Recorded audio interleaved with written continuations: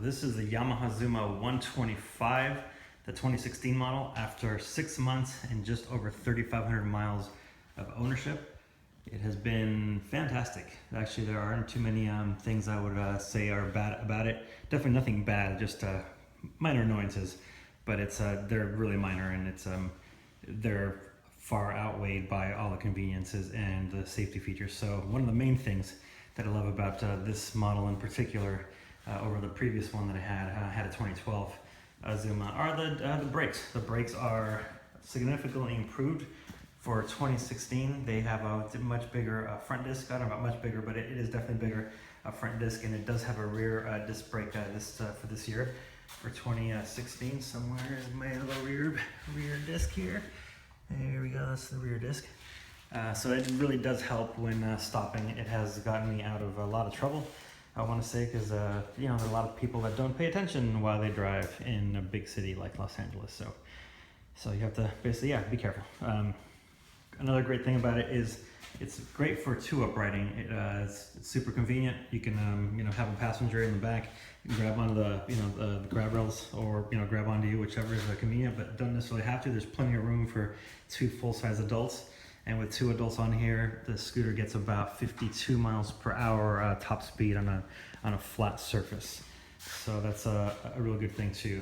Don't expect to take it on the freeway, but this isn't really the right vehicle to take on the freeway. It's a 125cc scooter, not a touring bike or what have you. But if you're looking for a great way to get around, something that's convenient, it's fairly quick, I want to say, even though it is a 125, but it is fairly quick.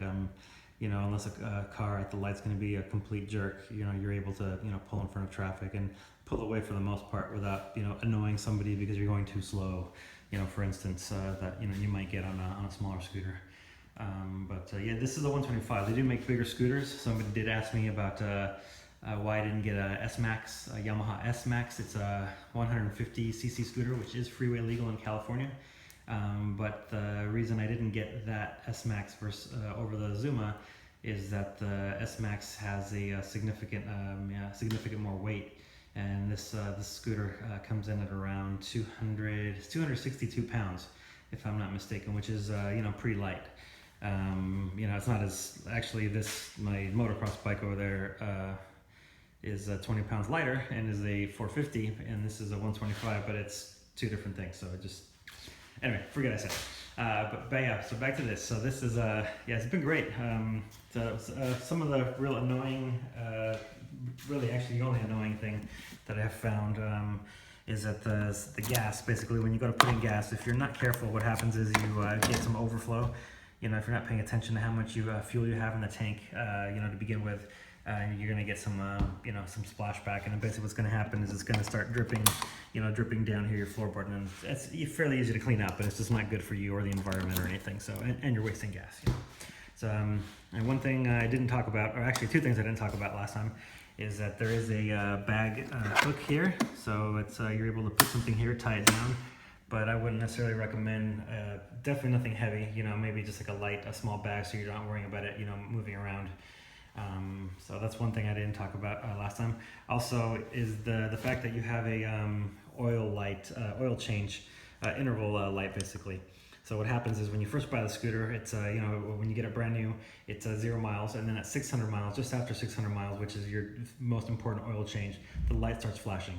And when you take it to get serviced, or if you service it yourself, you can basically reset the light or have the light reset, and then it basically gives you, I believe it starts flashing in at 1,600 miles, and you do take it to get service or service it yourself, and then have the light reset, and off you go. So according to this, I'm 791 miles into my last oil change, so in about another maybe just over 800 miles, I'm going to start having the light flash. And I like to use synthetic because I do tend to gun it, and I don't get the fuel. The estimated fuel on this is 103 miles per gallon, the estimated fuel consumption, and I've only been able to get about 65 or so, and that's because I just like to, get on it and go, and just see how fast I can, kind of get this little thing to, little thing to go. It's you can't really do too much damage because it's light to light and bumper to bumper traffic in Los Angeles, but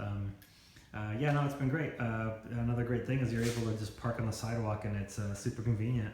You know, you don't have to worry about looking for a parking space or paying for parking. You know, lots of times you're able to park on the sidewalk, or just, you know, put it in, you know, a space that somebody isn't going to walk by, or even inside of a, you know, inside of a business. Or I park it sometimes inside of my work if, you know, I'm going to be gone, or, you know, for an extended period of time.